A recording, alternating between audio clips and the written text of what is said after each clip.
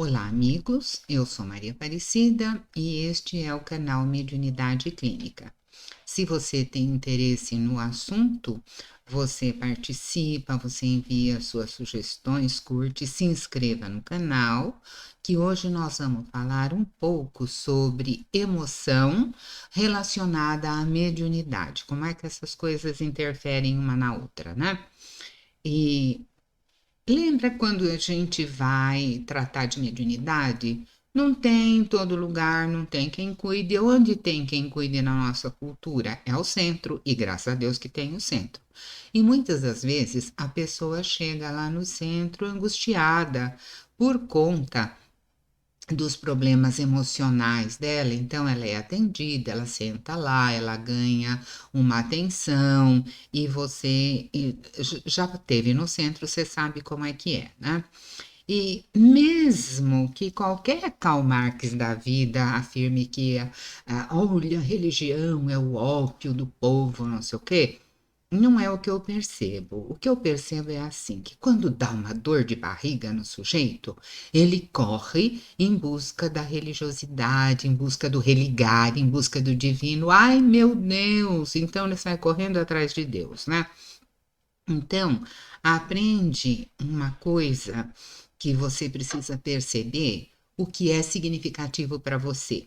Se a religiosidade, se a crença em Deus, no Pai do Céu, no Oxalá, no Orixá, não importa o nome, a crença no sagrado é importante para você, a crença no sagrado é importante para você e vamos em frente com isso, né? Para mim, a religião é esse religar à essência, e isso é muito importante. E aqui no nosso país, a pesquisa mostra que o grupo de religiosos é maior do que os não religiosos, né? E a pesquisa que a gente usa para isso é o mapinha lá que a gente encontra. Ai, tô com tosse, vocês desculpem aí, que a gente encontra nas estatísticas do IBGE. Você sabe, IBGE é Instituto Brasileiro de Geografia e Estatística. Eu gosto das pesquisas do IBGE, porque tem outras pesquisas por aí meio furada, que a gente não gosta, né? Então eu prefiro essa. E lá, o que está escrito? Que 90%, aproximadamente 92%, em torno disso tem uma religião, qualquer que seja ela. E 8%, ou em torno de 8%, ele não acredita em Deus, ele não se manifestou, ele não tem essa crença no divino.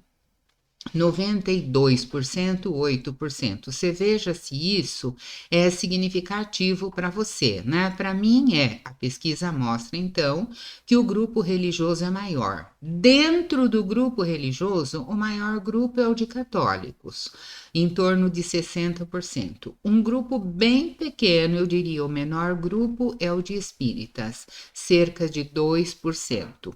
Aí, quando você olha para isso, esse grupo de 2% tem os maiores índices de educação de nível superior completo. Também, se isso te é significativo, vai para isso, olha, o Deus existe, então, para todas as classes sociais, para as pessoas que estudaram e que não estudaram, todo mundo vai cultuar a sua fé de alguma forma, né? Então, eu levo muito essas coisas em consideração. Depois você vai lá para o IBGE e vê a pesquisa. E pensa no que te parece isso.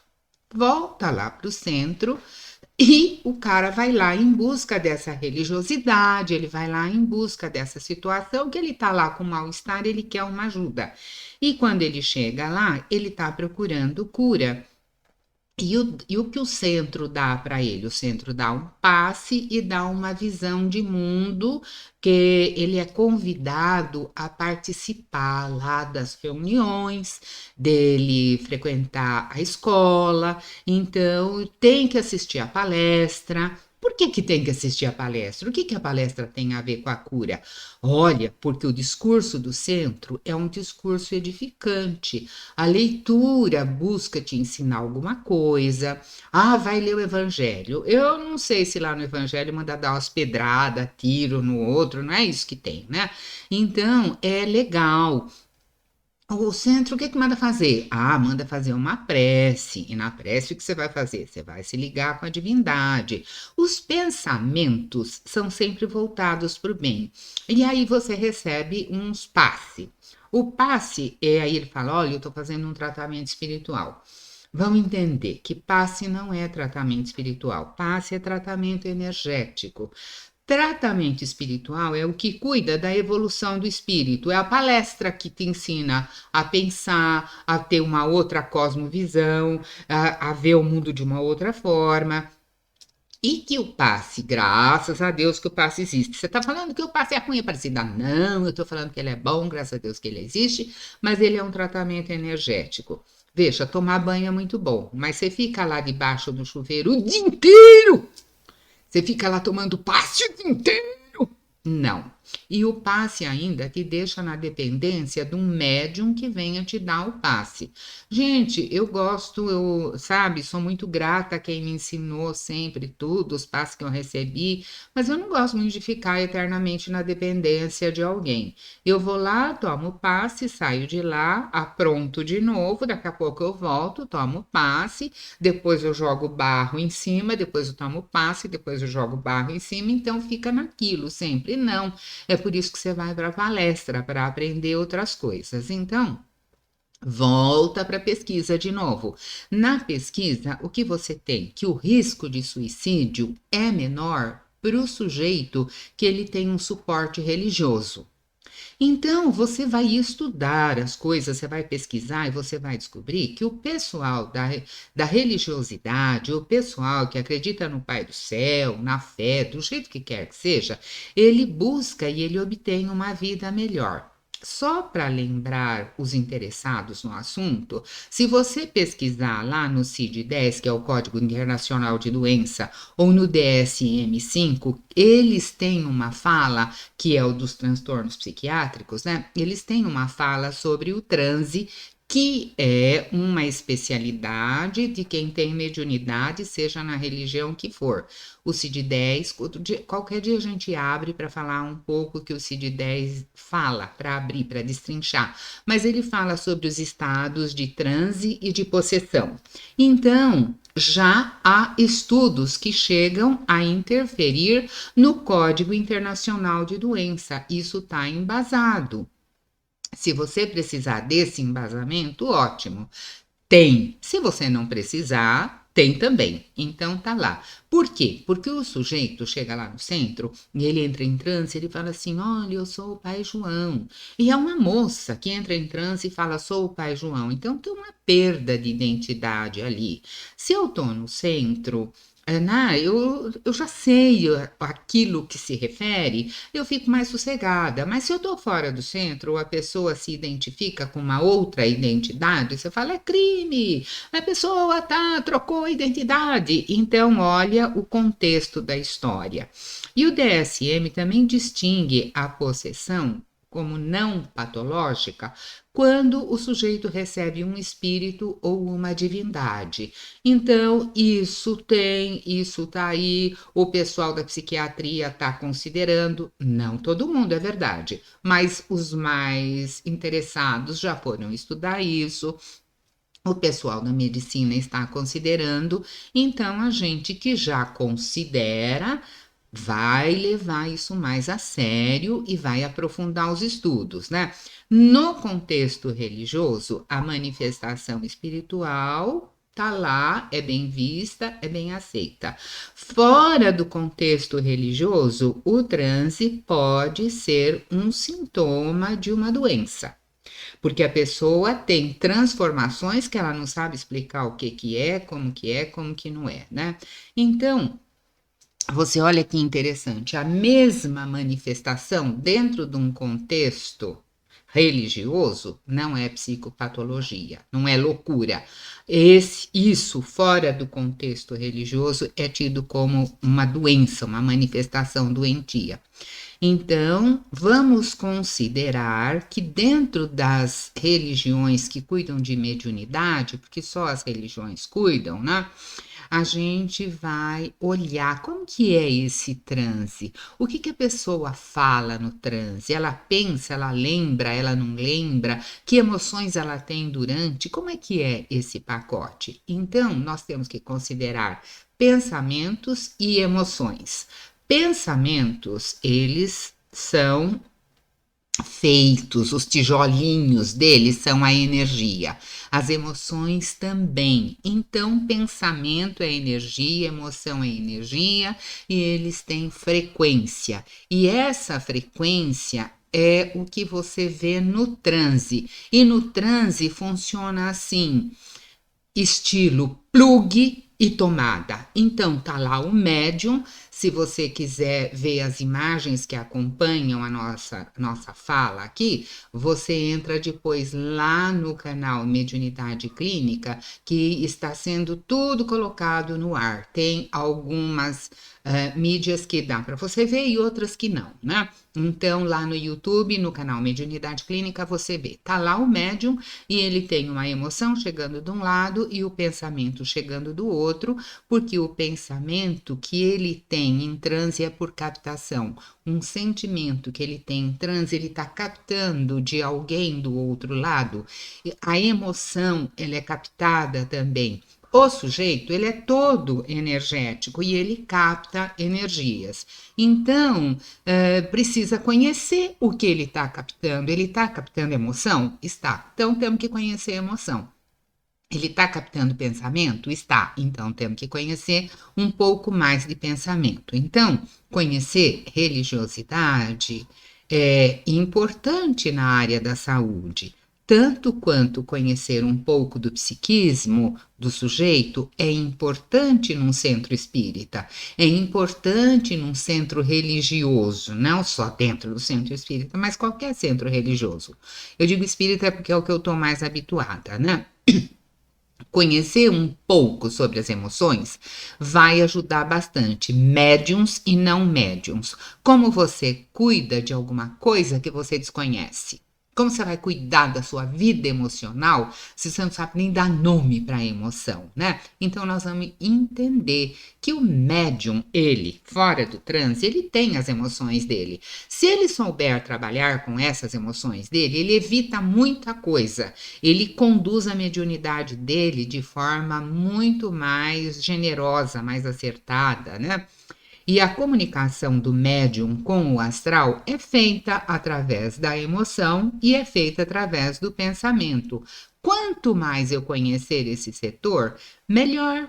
Melhor para o médium, melhor para o centro, melhor para o sujeito, melhor para o direcionamento da mediunidade, melhor para o manejo emocional. Então, você pode aprender isso em termos de educação emocional, de saúde emocional e sistemas, você pesquisa, né? Inteligência emocional também é bastante conhecido. Nossa, nunca pensei que isso tivesse a ver com mediunidade. Pois é, num degrauzinho mais alto, quando você transformar tudo em energia, você vai perceber que sim, né? Então, a gente vai chegando no pacote das emoções. Você já entendeu o que é importante, então vamos lá ver. E como é que eu posso usar isso a meu favor? Vamos explicando no decorrer desse nosso encontro, para que a gente tenha um bem-estar maior, uma vida mais confortável, né? Então pensa lá como é que você vê a emoção, qual é que é a emoção, como é que é, o que é, como que conceitua. A emoção, ela compõe uma parte fundamental do nosso universo afetivo. Afetivo é aquilo que afeta. Não é porque eu gosto, é porque me afeta. Então, a emoção é aquilo que te afeta, é aquilo que dá um colorido à sua vida, né? Ah, tá bom. Então tem uma emoção que é mais agradável, tem uma que é menos agradável. Você já começou a pensar. E classifica aí algumas emoções que você conheça. Lá no nossa ilustração, você tem o medo, a raiva, a alegria, o nojo, a tristeza, né? Então, essa classificação, algumas pessoas vão fazer uma distinção que eu faço também, eu acho muito verdadeira, que existe uma certa distinção entre sentimentos e emoções, né? Mas de um modo geral, a emoção é alguma coisa que nós sentimos. Mas você pode me dizer, mas nem tudo que a gente sente é emoção. Existe uma cadeia complexa de acontecimentos que começa na emoção e que vai até o sentimento. E a gente vai destrinchando aos poucos, a gente vai conhecendo. A emoção é aquele estado que te afeta, aquele estado afetivo intenso. Eu tô com aquela raiva. Você não fica com aquela raiva 24 horas seguidas. Você tem aquele transe de raiva, você tem um transe emocional, você incorpora aquela raiva. Ela dá e passa. Ela é originada geralmente de uma reação do indivíduo. Ah, eu fiquei com raiva, por quê? Veja os motivos que te deixam com raiva. Varia de pessoa para pessoa, não é? Então, tem certas excitações internas ou externas. Eu fiquei com raiva porque me xingou, eu fiquei com raiva porque olhou feio para mim. Olha como você valoriza o olhar do outro, quer mandar no olhar do outro. Ele que olhe feio, bonito, olhe lá do jeito que ele quiser. Importa é o quanto eu valorizo aquilo. Enquanto está nessa ordem, tá bom. Mas nós temos motivos que são conscientes, nós sabemos por quê. Mas tem motivos que são inconscientes, aí já fica um pouco mais difícil, eu tenho que olhar com mais atenção, né? E a emoção, ela tem vistas à sobrevivência. Ela surge lá atrás nos mamíferos.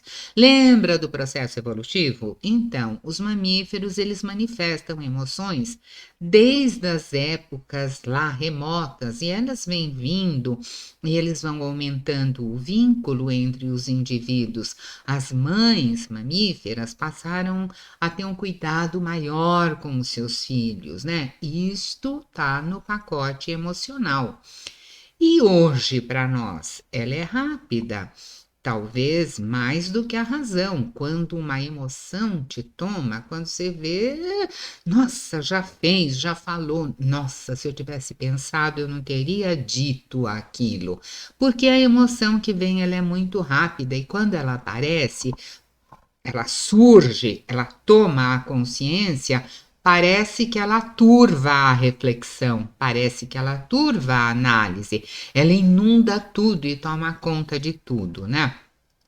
Então, no curso da evolução humana, ela teve um papel muito importante, a sobrevivência.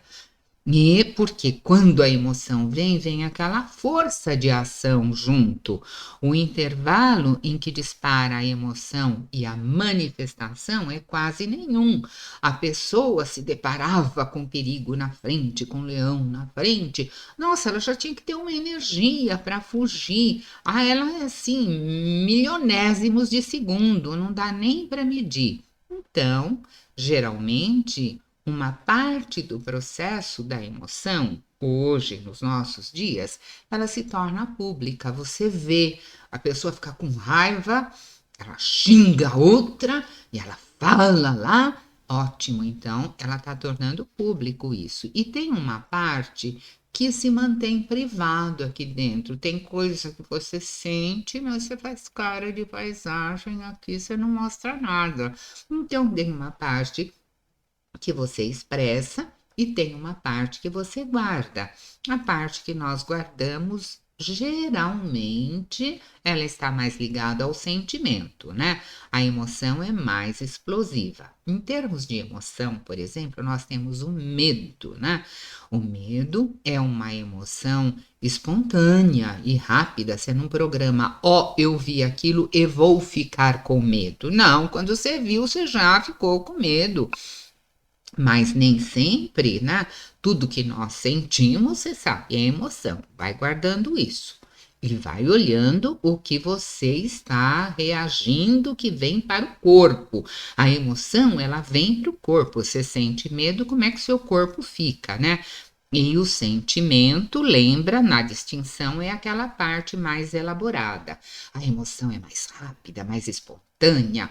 O medo diante de uma ameaça, a raiva diante de uma injustiça. Você não precisa fazer nada para a emoção aparecer. Você se sentiu injustiçado, você já fica com raiva. E o sentimento tem uma elaboração maior. Então, a emoção vem para o corpo físico, você leva um susto e o coração acelera, a mão transpira. A emoção traz uma carga energética para o nosso corpo que nos prepara para a ação. Então, eu estou pronta para fazer alguma coisa quando aquela emoção chega. Então, olha lá a nossa imagem que lembra alguém que vem nos atacar, né? E você sente aquela emoção, você pressente que alguém vem na sua direção, você imagina que seja um ladrão e você sente uma emoção, né? Emoção vem do latim emovere, que quer dizer movimento. É aquela energia que vem que vai dar movimento, que vem, vai vir para o seu corpo e vai fazer você se manifestar. Então, olha a leitura da emoção, que interessante. Você olhou lá e você identificou como ladrão. Então, aqui dentro, o ladrão está associado a perigo, medo. Já existe uma coisa aqui, uma região que acorda e grita lá, né? Olha, perigo, perigo. E os reflexos ficam mais aguçados, né? E o coração dispara. E o batimento cardíaco acelera, acelera. A respiração acompanha o batimento cardíaco e acelera junto, e é mais oxigênio na corrente sanguínea. As suprarrenais, elas escutam aquele grito lá, né, que vem vindo de lá de cima, do perigo, e elas jogam mais adrenalina na corrente sanguínea. Até a sua pupila aumenta de diâmetro para você enxergar melhor, que nem o lobo da história, para enxergar melhor, né? Então, a emoção te prepara para a ação. Você vê aquilo, você diz, bom, eu vou fugir, eu vou fazer alguma coisa aqui. A rota da emoção no corpo, ela não vem para o corpo? Então tem uma rota. O sujeito viu. Como que ele vê? Ele vê pelo olho, claro. Mas é o olho que decodifica tudo? Não, ele leva toda essa informação para córtex visual aqui. E uma outra parte vem para a córtex frontal, que é o lugar do discernimento. É onde eu vou dar significado. Eu olhei aquilo e eu entendi que aquilo era um ladrão, que ali tinha um incêndio, que lá estava acontecendo um acidente. Então você vai dar um significado que pode ser calmo ou desastroso. Você viu que eu escolhi os desastrosos, né? Porque nós estamos interpretando o perigo. E essa interpretação é aqui na zona do discernimento, na córtex frontal.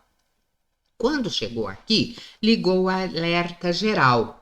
Então, nós temos um sistema que cuida da emoção aqui dentro, o sistema límbico. Ele está ali dentro do nosso cérebro, né? E como ele está lá, ele cuida da emoção e todo o corpo trabalha em função desse trabalho. Porque o sujeito pensou em perigo, o corpo inteiro vai trazer para ele energia, para ele fugir desse perigo, para ele fazer alguma coisa. Então, a percepção, a interpretação da emoção, a decodificação, a atribuição de sentido também conta. E isso a gente vai olhar como é importante. Veja que tem gatilhos para a emoção acontecer. A gente estava falando do medo, mas a raiva também você sabe que é uma emoção. Vai dando nome para as emoções, você vai identificando aí, né? Então, um dos gatilhos para a emoção, né, da nossa raiva, aquilo que vem para o corpo, olha para o seu corpo na hora da raiva. A gente olhou na hora do perigo. Eu fiz uma escalinha para você entender como funciona. E quando você tiver com raiva, você vai lembrar dessa escalinha depois, porque na hora da raiva não lembra de nada, né? Mas depois você vai lembrar e vai ver como é que o seu corpo reagiu. Olha como é que aconteceu no corpo para você perceber como é aquilo em você. Porque você vê, você pressente um perigo, vem vindo um cachorro, vem vindo lá alguma coisa na sua direção, você se sente ameaçado e a emoção vem em seu socorro para você fugir do cachorro. Lembra, a duração dela é rápida e é diferente do sentimento, porque no sentimento, para a gente distinguir, você ama seu filho, né? Mas ele foi lá e pegou aquele vidrinho de perfume francês que você trouxe de Paris quando você foi lá, né? Você trouxe um vidrinho na mala. Chegou aqui, o moleque foi lá, pegou o seu vidro, derrubou no chão e espatifou. Você não teve o prazer de usar uma vez. Você não vai ficar com raiva do moleque a vida inteira. Você naquela hora sobe, depois desce de novo. Ele quebrou e você vai entender, você vai interpretar que ele é pequeno, ele não tem controle motor adequado, ele não sabia do valor daquilo. A sua interpretação, o seu pensamento vai atuando em cima daquela emoção que tomou posse, né? E o meu professor, gente, eu agradeço muito meus professores, que eles foram maravilhosos, né? Então, um dia ele contou que ele estava chegando na casa dele e ele viu o que você está vendo na tela aí, nada, né? Ele viu a casa todas escuras depois de um dia de trabalho. Ele chegou lá, as luzes estavam todas apagadas e ele entrou, tudo apagado, era para ter gente em casa, não tinha, mas ele ouviu assim sabe, um ruído, um rumorzinho e ele não viu nada e ele ficou meio cismado. Ele falou: o que será? Aí ele viu um vulto de repente naquele apagado, ele viu um vulto na sombra. Então ele se assustou, ficou tenso. A luz acendeu, nossa senhora, aí ficou de vez, né? Ele levou aquele super susto. Era uma festa surpresa para ele. Aí veio aquela admiração. Olha quantas emoções ele teve naquele mesmo momento: o susto, a tensão, o medo e depois a emoção. Lá, a festa surpresa, ele vê o rosto das pessoas amigas, a bexiga, a festa, o brinde, o não sei o quê. Olha, né? É outra emoção. Então, veja, aí apareceu o contentamento, a surpresa, a perplexidade. Agora pensa no processo, foi tudo muito rápido. Observa lá a mutabilidade da nossa emoção. Elas são espontâneas e rápidas. Veio aquele medo, passou milésimos de segundo, ele estava agradecendo as pessoas que foram homenageá-lo. Então, do medo ao agradecimento foi um nada, né? A apreensão na hora que ele viu aquilo, o vulto, veio o pavor, veio a ansiedade, o acender das luzes, veio a admiração, veio o contentamento, uma emoção de se sentir homenageado. Então, observem tudo isso, que a emoção, ela é bem maleável, dependendo, frisa, dependendo do modo que nós observamos a realidade. A nossa interpretação conta o que nós pensamos juntos, até onde nós aprendemos aquilo, até onde nós somos capazes de decodificar, como nós observamos aquilo que está lá. A realidade não mudou, era uma festa surpresa que ele supôs que fosse, Deus sabe o quê. Mas de repente ele percebeu, a realidade era a mesma, a percepção da realidade é que mudou. Ele tinha percebido de um jeito, depois ele percebeu de outro jeito. Tá vendo a função da percepção? vai guardando aí, tá tudo no pacote e vai juntando isso no centro. No centro não é diferente. No centro tem a agravante que quando você sente uma emoção, quando o médium tá lá e ele sente uma emoção, não necessariamente a emoção é dele. Quando ele sabe disso, tá perfeito. Quando ele não sabe disso, tá difícil. Aí tá doente. Aí o transe já passou para o lado do patológico. Eu preciso ter noção exata do que está acontecendo, senão eu fico flutuando, né? Mas como é que eu vou ter noção exata do que está acontecendo se eu não sei nem dar nome para minha emoção? Tá entendendo por que que a gente tem que estudar a mediunidade, mas dentro da mediunidade a gente tem que estudar o pacote emocional? Porque a pessoa, ela tem uma faculdade de percepção maior. E você está vendo o que, que a percepção faz, né? Então, vamos continuar. Então, no discurso do centro, volta lá. A pessoa chegou no centro, lembra? Tinha uma prece edificante, tinha uma leitura que ensinava, tinha os pensamentos voltados para o bem. O objetivo desta parte da leitura edificante, das preces do Evangelho, do bom pensamento, o objetivo a ser alcançado é mudar a leitura de realidade do sujeito. Quando você sabe disso, você aceita aquilo, você compreende aquilo e você dignifica o trabalho de quem está lá no centro tentando fazer uma orientação, tentando, porque a orientação só vai acontecer se o cara aceitar, né? Você sabe que tudo só acontece se você quiser. Se você não quiser, não acontece nada. Ele pode falar o que ele quiser. Então, é para ensinar a pessoa a ter um novo olhar para a realidade, a perceber a realidade de uma outra forma, como o professor percebeu aquela realidade. Então, o discurso do centro, o que se deseja é mudar a realidade, a visão, a leitura de realidade do sujeito, a cosmovisão de mundo, quer dizer, como ele lê o mundo. Às vezes ele está lendo o mundo com uma lente, você tenta ampliar, mas vai ampliar se ele permitir. Quanto mais isto ficar clarificado, esclarecido, é melhor. Melhor para o centro, que vai ter menos trabalho, melhor para o sujeito, que não vai ficar na dependência do passe, do isso e do aquilo, né?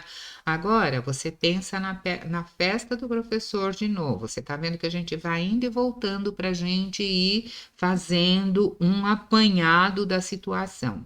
Assunta bem.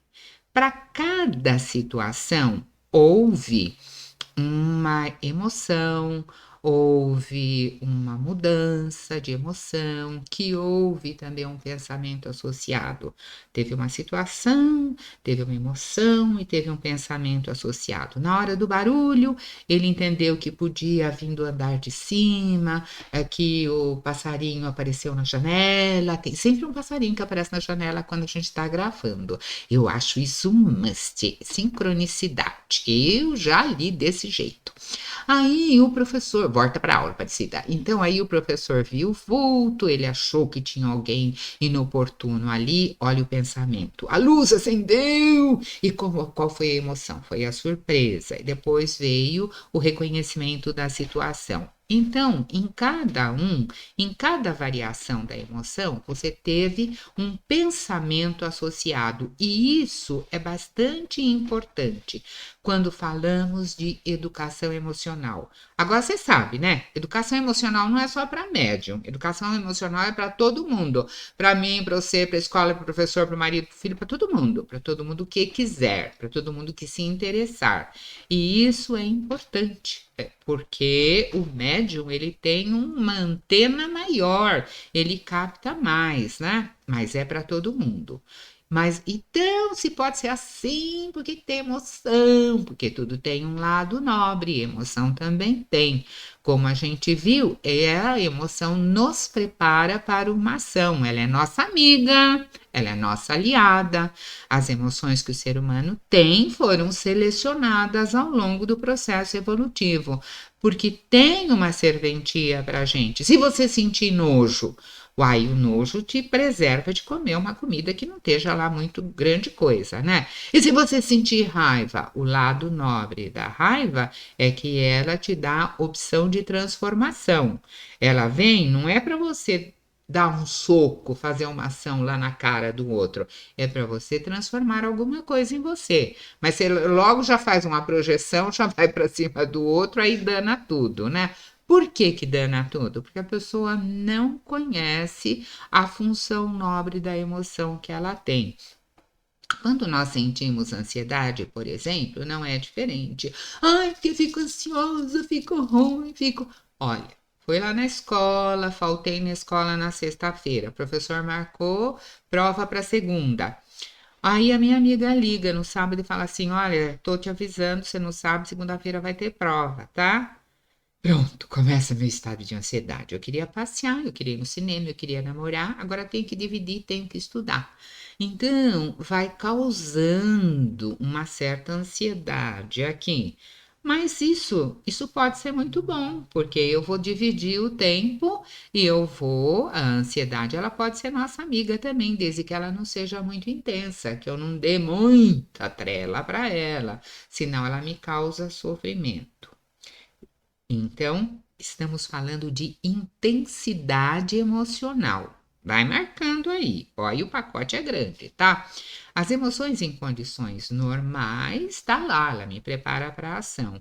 E quando está exacerbado isso, né? Elas estão fora de controle. Quando ela está fora de controle, já passou do lado saudável, já está para o lado patológico, já está doente, já vai incapacitando, aí é disfuncional, aí ela não está funcionando mais. Agora eu quero que você faça o link.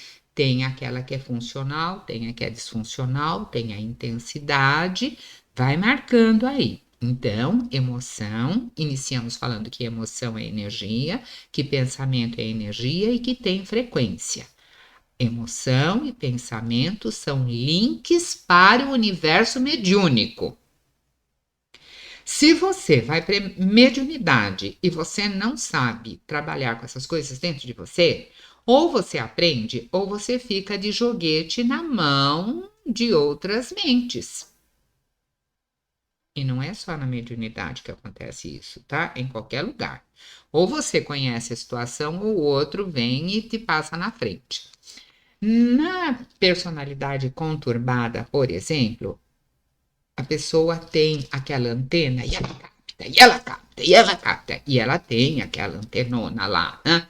E ela não sabe que ela está captando. Aí ela chega no centro toda esculhambada e aí vem lá um diagnóstico: a mediunidade está desequilibrada. Eu vou falar para você uma coisa: não é a mediunidade que está desequilibrada, é você, é o médium, é a pessoa, é o sujeito. É o sujeito que está desequilibrado, então ele capta coisas em desequilíbrio. Entendeu? Eu vou repetir. Não é a mediunidade que está desequilibrada, é você. Porque a pessoa não sabe trabalhar com a emoção dela, aquilo está tudo desequilibrado. Então ela faz frequência com desequilibrados também, tá? É assim que nem Cracolândia, tá? Você não fuma, você não bebe, você não droga, você não vai na Cracolândia. E os da Cracolândia, como é que eles fazem? Eles fumam, eles bebem, eles drogam. Ah, eles estão doentes, estão. E tem. Ah, então tem gente doente também no astral? Tem. Quando o cara vai embora daqui para outro canto e ele não tá bem aqui, ele vai do jeito que ele vai para o outro canto. Não é porque morreu que vira doutor em teologia. Ele vai do jeito que ele é. E aí, eu aqui, tô aqui do jeitinho que ele era. Quem eu vou atrair para mim? Espíritos de luz, angelicais, o anjo, não sei de que. Não vai, gente, não vai. Você está desequilibrado? Vai cuidar da sua cabeça, vai cuidar do seu psiquismo, porque é o seu psiquismo que faz esse jogo, que faz esse link. Entendeu? Olha, tá me avisando aqui que eu já falei 40 minutos, mas eu não acabei. Eu vou falar. Se você quiser, você assiste até o fim, tá? Eu vou continuar porque ainda tem coisa interessante para falar. Então, a mediunidade não está desequilibrada, quem está em desequilíbrio é o médium, é aquela personalidade. O problema é quando o sujeito se identifica com a emoção. Aí a emoção chega e toma conta dele. Aí o transe chega e toma conta dele. Qualquer emoção que vier toma conta dele. E aí vai dar ruim. O que a gente vai fazer? Eu vou mudar de lugar com a emoção. A emoção não vai tomar conta de mim. Eu que vou tomar conta da emoção. O carro te dirige ou você dirige o carro? Lembra dessa história? Quem dirige o carro é você. Resumo da ópera. A emoção dá colorido à vida. Printa a tela, que você não vai esquecer. Faz parte do sentir da pessoa, você não pode jogar fora. Ela é espontânea, ela é rápida, ela vem para o corpo, ela prepara para a ação e ela pode ter uma modificação rápida. Pode. Agora, a ajuda emocional. E como que faz essa ajuda emocional? Tem, Aparecida, tem. Olha para a tela de novo. A ajuda é educar o sujeito. Educar não é por ele na escola sentado para aprender a ler e escrever. Educar é explorar o potencial do ser. A ajuda é educacional. Nós vamos educar essa emoção. Aprenda sobre emoção, leia, pesquise, converse com outras pessoas, faça grupo de estudo e treine. Em cima de tudo isso tá a palavra lá, treino. Tudo isso tem que treinar, que igual ginástica. Um dia que você vai na academia não resolve nada, você tem que ir um tempão. Então você tem que treinar um tempão. Você aprendeu a tocar piano num dia só? Você aprendeu a dirigir o carro num dia só? No começo é difícil, mas depois que você aprendeu a dirigir, vai para o automático e aí você se beneficia daquela aprendizagem, não é?